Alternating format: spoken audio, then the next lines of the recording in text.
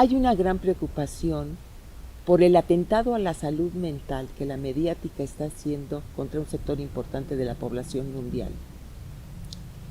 Las nuevas tecnologías se han incorporado a las técnicas clásicas de Goebbels y han logrado mucha efectividad en inducir el odio hacia un líder o hacia un grupo social que no convenga a los intereses del poder para exterminarlos. La información falsa está llevando a la gente a una situación de irracionalidad y de disociación que colinda con la psicosis de un sector importante de la población. Hace 2000 años un sabio hombre dijo: la verdad os hará libres. Sin embargo, seguimos lidiando con la mentira y en función de esta se ha perseguido y asesinado a cristianos, a judíos, a comunistas, a musulmanes, etc. Es el caso actual de los chavistas. Venezuela es la primera reserva probada de petróleo del mundo. Su territorio tiene enormes riquezas. Tienen oro, tienen agua, tienen alrededor de 17 minerales básicos para el mercado internacional. Los Estados Unidos quiere dominar a Venezuela y apropiarse de sus recursos. Pero esto no es nada nuevo. Los imperios europeos han explotado las riquezas de América Latina y de África, dejando a la gente en la pobreza y además ha explotado a esa gente. Durante todo el siglo pasado, los Estados Unidos han explotado los recursos de América Latina y cada vez que surge un gobierno que quiere emanciparse de su hegemonía, lo derrocan y ponen a uno que sí les permita seguir explotando los recursos de ese país. En 1999, Hugo Chávez Frías gana la presidencia de la República Bolivariana de Venezuela, con la idea de rescatar a su país de la pobreza y la violencia en la que estaba inmerso a causa del imperialismo y de los oligarcas. Lo primero que hace es llamar a una constituyente para que el pueblo participe en elaborar una constitución basada en las ideas de Simón Bolívar, libertador de 5 países de América Latina del Imperio Español. A partir de entonces, el imperialismo, la oligarquía y la jerarquía eclesiástica han querido derrocar al gobierno de Hugo Chávez. En el 2002 le dan un golpe de Estado a Hugo Chávez, lo secuestran, pero en 48 horas el pueblo lo rescata y lo devuelve a la presidencia. A finales de ese mismo año, los Estados Unidos y la oligarquía, que prácticamente eran dueños de PDVSA, la industria petrolera más importante de Venezuela, convocan a un paro petrolero. Y nuevamente el pueblo ayuda a desarticular este paro y a rescatar esta que era la principal fuente de riqueza de Venezuela. Posteriormente, Hugo Chávez declara que su sistema va a ser socialista, el socialismo del siglo XXI. A pesar del acoso, la gestión de Hugo Chávez tiene grandes logros y grandes avances en términos de salud, de educación, de vivienda y en programas sociales llamados misiones. Esto ha sido reconocido por organismos internacionales como la ONU, la FAO, la UNESCO, etc. Y en función de esto, Chávez gana todas las elecciones en las que se presenta. Obviamente la oposición también gana algunos espacios políticos, lo cual quiere decir que la revolución bolivariana es democrática. A partir de él también empiezan a surgir líderes en América Latina, en Argentina, en Ecuador, en Bolivia, en Brasil, en Nicaragua, y entonces se conforma una ola progresista.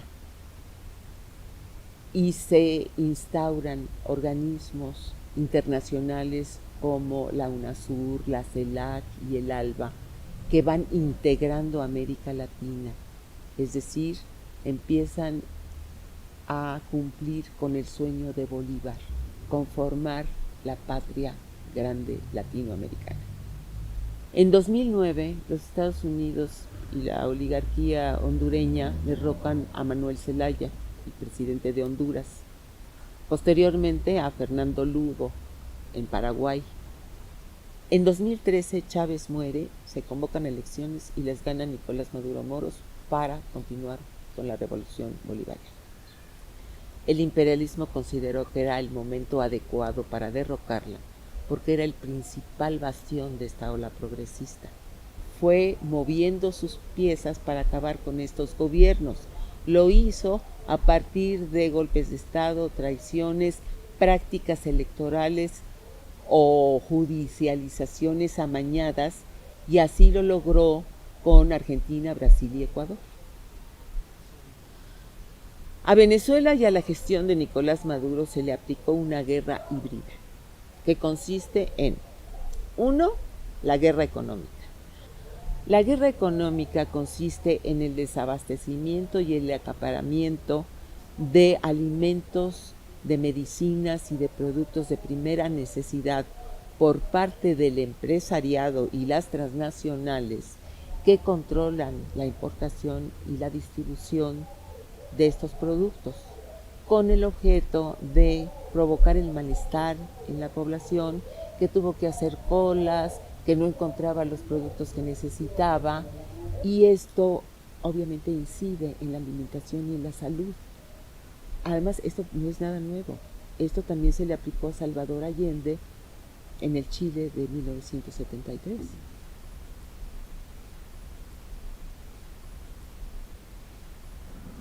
Dos, la guerra financiera. La guerra financiera está basada en la especulación y en una serie de acciones que entorpecen el comercio. Comenzó porque se desaparecieron los billetes. No había flujo de efectivo ni en bancos ni en cajeros automáticos. Se llevaron a otros países. Posteriormente aparecieron casas repletas de billetes en Colombia y en otros países, y hasta en Europa había billetes. Había habitaciones repletas de billetes venezolanos. También se creó una página web llamada Dollar Today, que calculaba el tipo de cambio de bolívar a dólar. Se llamó dólar paralelo, y los precios se comenzaron a fijar de acuerdo a esta referencia. Entonces los precios comenzaron a incrementarse de manera injustificada. No había ninguna justificación económica para que el precio del dólar aumentara cada 24 horas o cada 48 horas. Maduro, para proteger el valor adquisitivo del pueblo, iba subiendo los salarios, pero apenas subía el salario, los comerciantes subían los precios, porque el Dollar Today aumentaba. Y así fueron creando una hiperinflación, pero inducida. 3, la guerra militar. Los Estados Unidos, la oligarquía y Colombia financian grupos paramilitares y grupos irregulares para crear violencia, inseguridad y angustia en la población venezolana.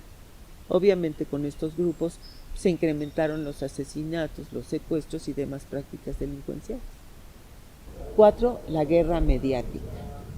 Dentro de la guerra mediática está la guerra psicológica, y esto transversaliza todas las guerras que he mencionado hasta ahorita, porque inculca el odio, la calumnia, la mentira, los falsos positivos, y sobre todo culpa a Maduro de todo lo malo que esté pasando. También se crean foros, entrevistas, en donde se discuten una serie de cuestiones totalmente falsas que llegan a niveles grotescos. El binomio Maduro dictador, Maduro tirano, Maduro narcotraficante, Maduro genocida, sin ninguna prueba que lo sustente, se va instaurando en la mente de la gente en todas las latitudes. Esto pasa a las redes y entonces crece exponencialmente. En esta guerra híbrida se van sincronizando las acciones de acuerdo a las vulnerabilidades que se van detectando. En 2014, el opositor Leopoldo López lideró y organizó un movimiento llamado La Salida. Se disfrazaba de protestas pacíficas, pero todas estas protestas pacíficas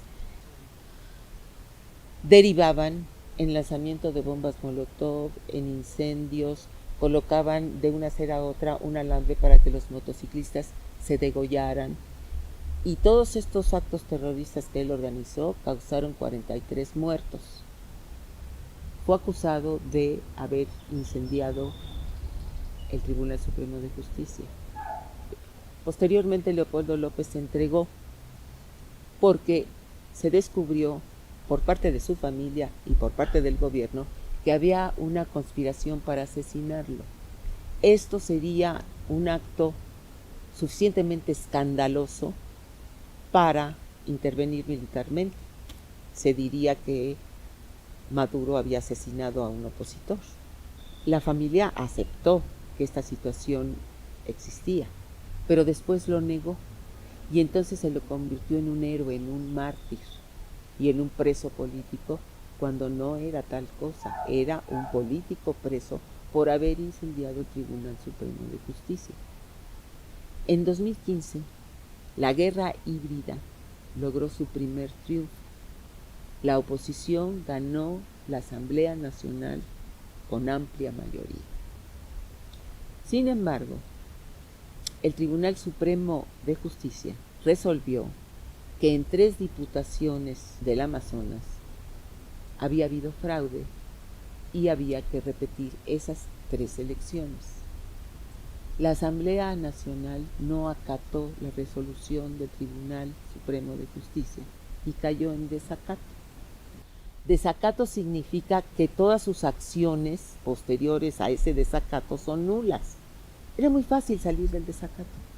Nada más había que repetir esas elecciones. Yo creo que la idea era permanecer en el desacato para que sus acciones fueran nulas y entonces culpar al gobierno de Nicolás Maduro de haber invalidado la Asamblea Nacional. Por otra parte, esta Asamblea Nacional, una de las primeras tareas o una de las primeras resoluciones que tomó fue derrocar al presidente. En 6 meses, dijeron.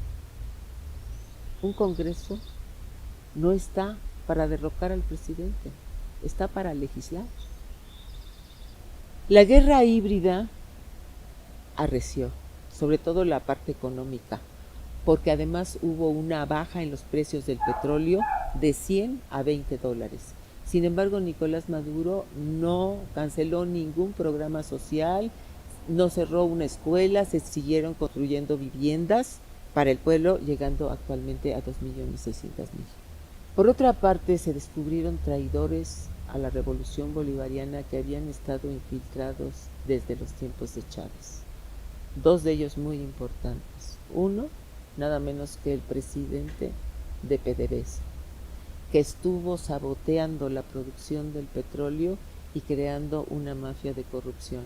Y por otro, nada menos que la fiscal de la República, que también se dedicó a crear una red de corrupción en donde había extorsión a empresarios, en donde entraban los delincuentes y ella los liberaba para que siguieran cometiendo delitos. Es decir, había 2 traidores enemigos de la revolución muy importantes, porque uno era el presidente de PDVSA y el otro la fiscal de la República, que actualmente vive en Colombia y dice que sigue siendo la fiscal. En el 2017 el terrorismo llegó a niveles muy dramáticos.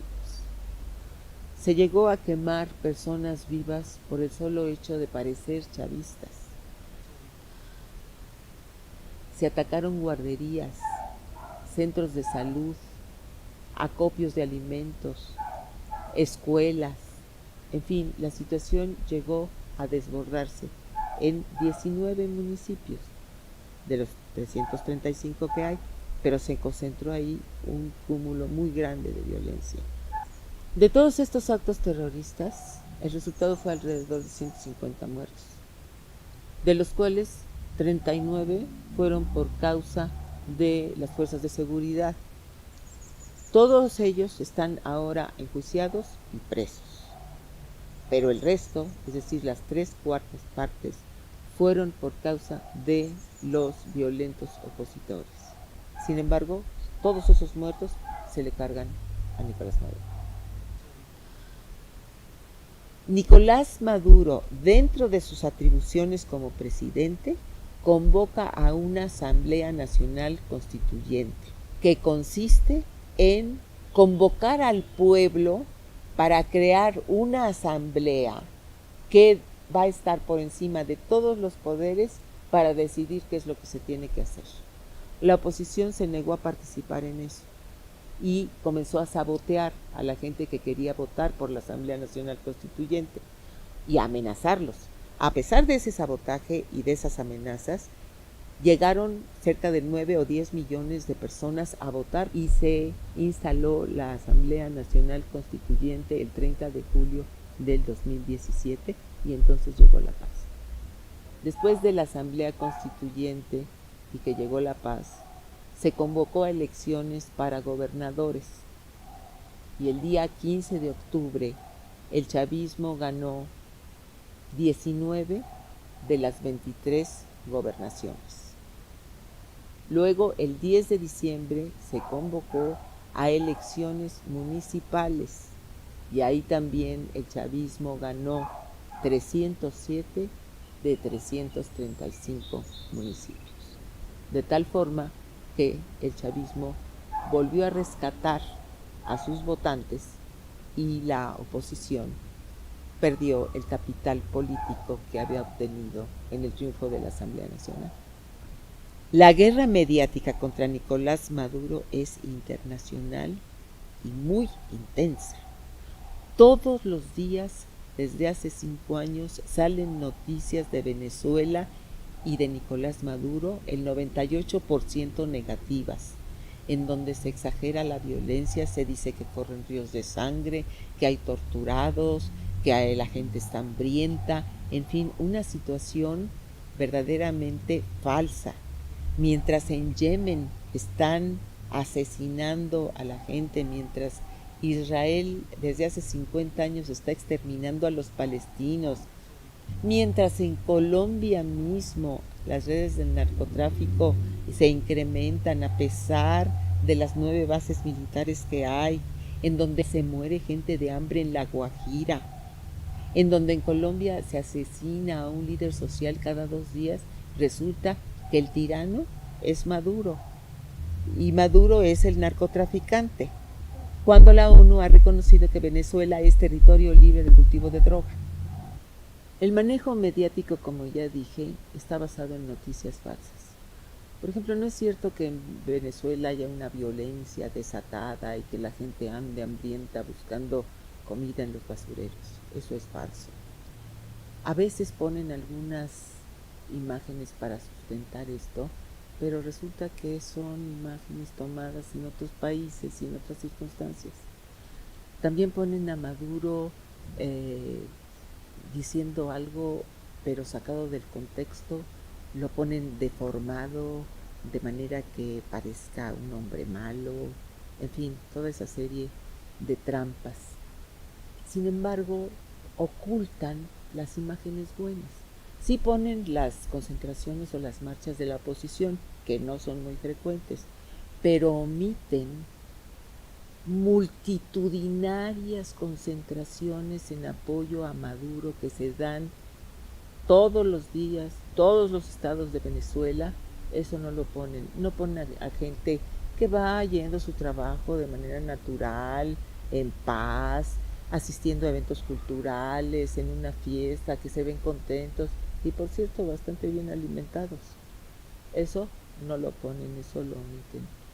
Entonces, toda esta falsedad va creando una matriz de opinión que no corresponde con la realidad. Se hizo una campaña para los venezolanos en la cual se decía que como Venezuela no tenía futuro, había que emigrar. Y los venezolanos comenzaron a emigrar. Emigraron más de 1 millón de venezolanos. Por otra parte, el opositor Julio Borges declaró que los venezolanos se habían convertido en un cáncer social y que iban a desestabilizar la región. Esta campaña, que comienza desvirtuando la situación de Venezuela y a Venezuela como país, provocó que en los países a los que emigraron, los países cercanos, los venezolanos fueran maltratados. Muchos de ellos han pedido regresarse y Maduro les ha puesto un puente aéreo para que regresen a su patria, porque se enfrentaron con el mundo real del capitalismo de los países estos que son de derecha. Y esta xenofobia tiene un propósito. Si se desvirtúa a Venezuela y a los venezolanos, ya sea por el lado de decir que Venezuela no sirve, que es un país sin futuro y que los venezolanos son delincuentes y son narcotraficantes, provoca que la opinión pública, en caso de que bombardeen a Venezuela, sea indiferente, porque al fin y al cabo pues eran gente mala.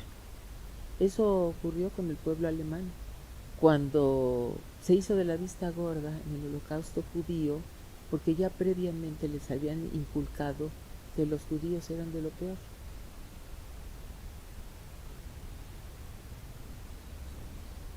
La OEA, por su parte, a partir de su secretario general, el señor Luis Almagro, un traidor a sus principios, ha estado trabajando para aplicarle la Carta Democrática a Venezuela, pero nunca ha logrado la votación requerida.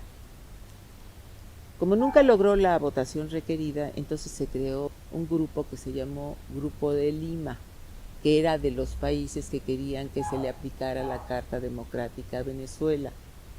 Países cuyos presidentes son muy cuestionados. Incluso el presidente del Perú tuvo que renunciar por corrupción.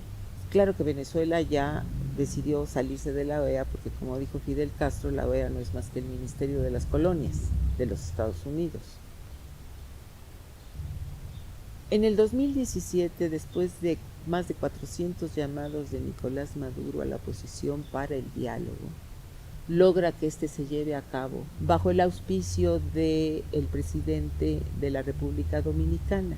Ahí se llevaron a cabo todos los encuentros, pero justo el día que se iba a firmar el acuerdo, que ya estaba todo listo con el presidente Danilo Medina de la República Dominicana y con el facilitador José Luis Rodríguez Zapatero, resulta que la oposición recibió una llamada de Colombia, que curiosamente estaba siendo visitada por el vicepresidente de Estados Unidos, Mike Pence, y cuando regresa de la llamada, la oposición decide no firmar el acuerdo.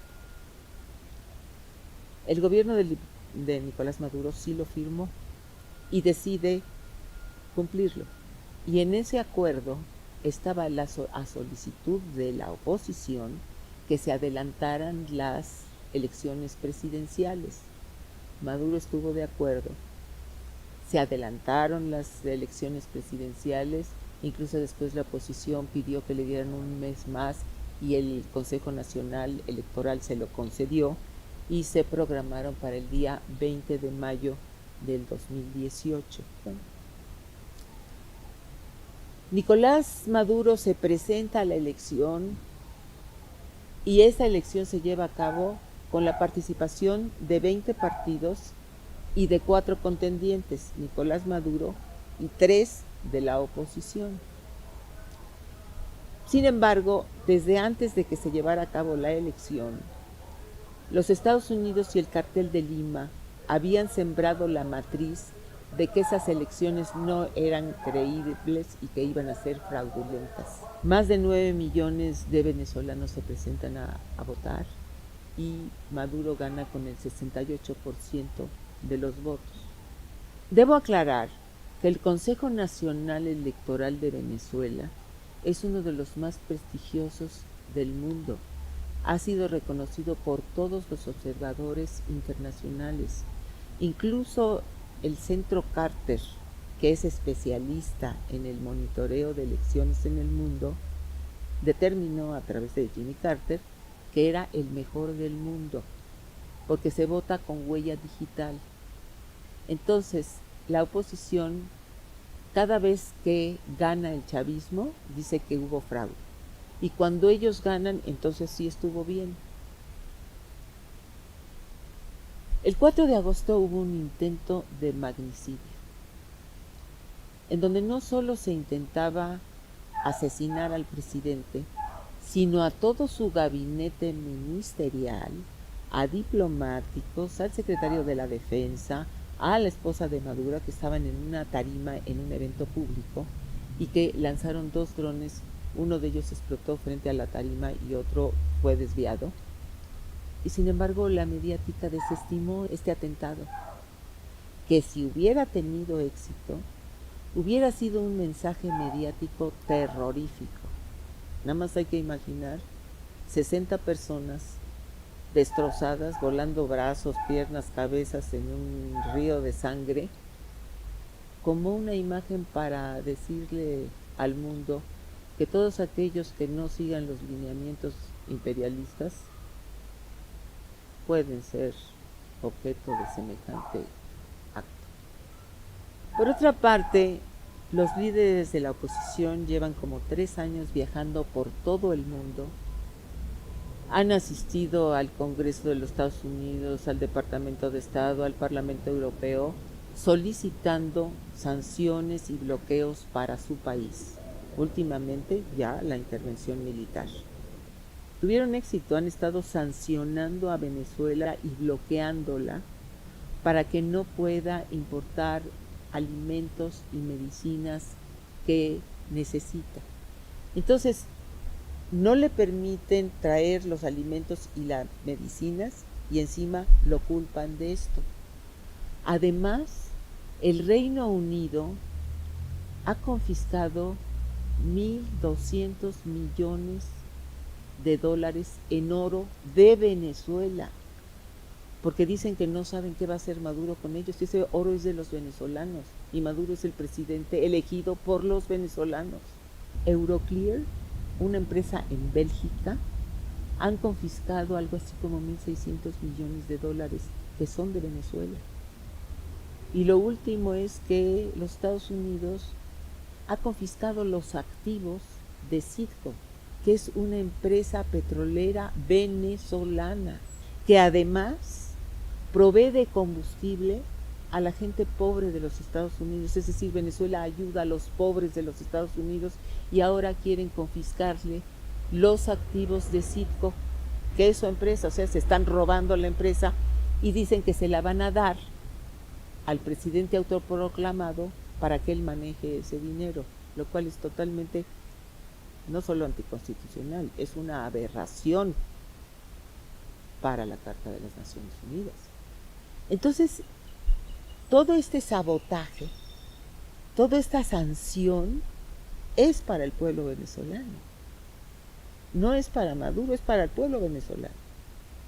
El relator de la ONU, Alfred Zayas, presentó un reporte para la situación de Venezuela y en septiembre presentó sus conclusiones y dijo que la guerra económica y el ataque a la moneda eran los responsables de la situación económica de Venezuela.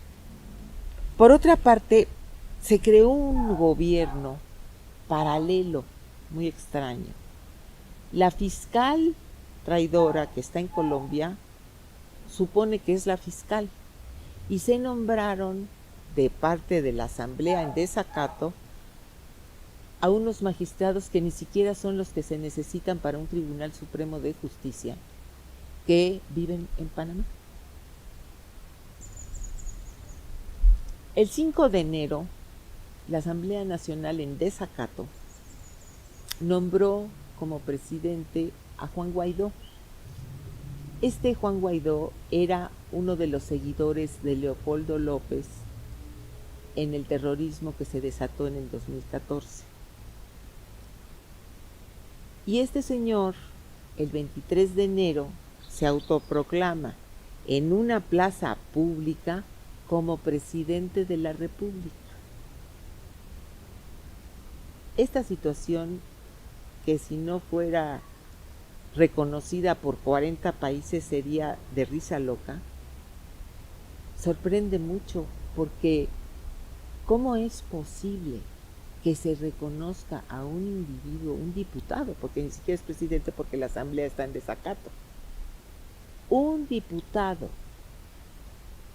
sea reconocido como presidente porque se autoproclama en una plaza pública y 40 países lo reconocen como tal? Esto viola no solo la Constitución de Venezuela, sino todos los reglamentos de la ONU y los tratados internacionales. Esto no puede suceder. Imagínense que en todos los países cada quien se proclamara presidente y hubiera parte de la comunidad internacional reconociéndolos. Por otra parte, Nicolás Maduro es reconocido por más de 122 países. No hay que olvidar que es el presidente del Movimiento de Países No Alineados y de la OPEP. Es reconocido por China, por Rusia, por Turquía, por Irán, por los países del Caribe, en fin, por muchísimos países más que los que reconocen a Juan Guaidó y que están haciendo verdaderamente el ridículo. Aquí hay una cosa real, que es el gobierno de Nicolás Maduro, constitucional, que funge normalmente, y hay un teatro paralelo mediático en donde dice que hay otro presidente, un tribunal supremo, una fiscal, que operan en el exterior y muchos de ellos en el exilio. Pero además hay una cosa que le pone la cereza al pastel podrido y al pantanal que estoy describiendo, que es que en Nueva York hay espectaculares promoviendo a Juan Guaidó de presidente de Venezuela. El gobierno de los Estados Unidos resulta que ahora ha nombrado a un señor que se llama Elliot Abrams para que maneje el caso de Venezuela. Los antecedentes de este señor es que estuvo preso por haber financiado a los contras en Nicaragua a partir del dinero de la droga, y que justamente ha sido especialista en utilizar la ayuda humanitaria para las masacres que se han cometido el siglo pasado en Centroamérica. Esta ayuda humanitaria no es tal. Esta ayuda humanitaria lo que es un caballo de Troya para introducirse, metiendo armas y desatando un conflicto en una especie de guerra civil, para que después entren los norteamericanos y la OTAN a disque implantar la democracia y despedazar al país, como lo han hecho en Irak, en Afganistán, con Libia. Resulta que en la cuestión de la ayuda humanitaria, la pérdida que Venezuela ha tenido con todas las sanciones y los bloqueos y las confiscaciones llega casi a 30 mil millones de dólares. Y en la ayuda humanitaria los Estados Unidos están ofreciendo 20 millones de comida disecada. Venezuela no requiere de esa ayuda humanitaria, porque Nicolás Maduro, para proteger a su pueblo, ha creado una red CLAP, se llaman, que son despensas que se distribuyen mensualmente a 6 millones de familias en Venezuela. La amenaza que hay de esta intervención militar en Venezuela por parte del imperialismo ha llevado a México, al Uruguay y a 14 países del Caribe a conformar un grupo en donde se facilite el diálogo entre la oposición y el gobierno de Maduro. Y hay un grupo de contacto de la Unión Europea, pero este grupo de contacto exige que se repitan las elecciones presidenciales, porque no son creíbles. Es decir, hay una intervención clara de la Unión Europea. Es como si Maduro le dijera a Pedro Sánchez, el presidente de España, que hiciera elecciones porque él no fue elegido por el pueblo. Él fue elegido a partir de que el presidente anterior, Mariano Rajoy, enemigo acérrimo de Maduro, también tuvo que ser destituido por corrupción. También podría decirle a Emmanuel Macron, el presidente de Francia, que renuncie, ya que los chalecos amarillos se lo están pidiendo hace meses. Tendría que renunciar, ¿no? Es decir, ¿cómo es posible que se intervenga de tal forma y se diga que no hay intervención? Respecto a México, yo estoy muy orgullosa de la posición que ha tomado, porque además de ser ética, es constitucional. Pero me preocupa un poco que se nombre a Bernardo Sepúlveda en ese grupo que pretende facilitar el diálogo de la oposición y el gobierno de Nicolás, porque hace poco lo escuché en un programa de Carmen Aristegui diciendo que él estaba de acuerdo con la posición de la Unión Europea. Y lo que expresó acerca de la Asamblea Nacional me parece que no sabe que está en desacato, por qué está en desacato, ni tampoco entiende la idea de Asamblea Nacional Constituyente.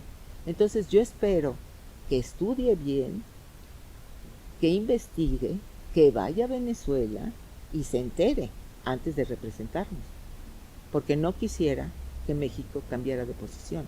La posición que tiene ha sido impecable. Y hablando de intervenciones, resulta que el PAN ha traído a un sujeto prófugo de la justicia y que se ha proclamado terrorista, que se llama Loren Saleh. Dice que para que vengan a convencernos de cambiar nuestra posición política, promoviéndolo como mártir o como luchador social para que nos convenza y aboguemos por la intervención en Venezuela. Aquí habría que consultar la obra de Rafael Barajas el Fisgón sobre el origen nazi del PAN. Y este tipo de gente que viene a México a convencernos son antichavistas que llevan tiempo viniendo a México y que se presentaron en Ecuador y en Bolivia. Incluso en el Buzón Ciudadano, en una ocasión fuimos agredidos por nuestra posición política por venezolanos antichavistas que además estaban borrachos. Estamos en un momento crucial. No se puede saber qué pasa en Venezuela a través de 140 caracteres, ni de mensajes de WhatsApp, ni de testimonios de venezolanos, porque ya se sabe que hay muchos golpistas. Hay que estudiar, hay que investigar, hay que contrastar informaciones para que lleguemos a un juicio más o menos cercano de cuál es la realidad de Venezuela. La revolución bolivariana es un proyecto democrático y noble que está en vías del socialismo. Para quienes dicen que el socialismo ha fracasado, yo quisiera que me dijeran en qué país se ha establecido realmente el socialismo. Porque cada vez que un país quiere ser socialista, lo sabotean, lo satanizan y nunca puede realmente lograrlo. Muchos de estos países que van rumbo al socialismo todavía conservan prácticas capitalistas, o peor, neoliberales. Esos sistemas sí han demostrado su fracaso, porque cada vez más la riqueza se concentra en unos cuantos, mientras la pobreza se extiende a un mayor número de gente. Incluso esa idea que tenían para convencernos del neoliberalismo, que decían que por goteo el pueblo iba a recibir de la riqueza de los de arriba, además de que no sucedió, me parece una idea absolutamente fascista. Es decir, el pueblo va a recibir el goteo de la riqueza de los de arriba. Es una devaluación tremenda. A la revolución bolivariana le falta mucho para consumar su socialismo. Evidentemente hay errores, hay corrupción, hay negligencia, hay injusticias, no más allá de otros países. Sin embargo, ellos están luchando contra eso, están luchando para ampliar la producción en Venezuela. Han logrado mucho en los programas sociales. Se invierte el 75% del presupuesto en atender al pueblo. Pero independientemente de nuestra postura política, estamos en un momento muy peligroso. Está a punto de desatarse una guerra en nuestro continente que produciría cientos de miles de muertos, cuyas consecuencias son impredecibles y nos afectarían a todos. Si tumban a la revolución bolivariana, después van a ir por países progresistas, por los que quedan, por Bolivia, por Cuba, por Nicaragua, y llegarían a México. Entonces es necesario abogar por la paz. En todos los países se están organizando movimientos que están abogando por la paz y están apoyando al gobierno de Maduro. Unámonos como hermanos y aboguemos por la paz.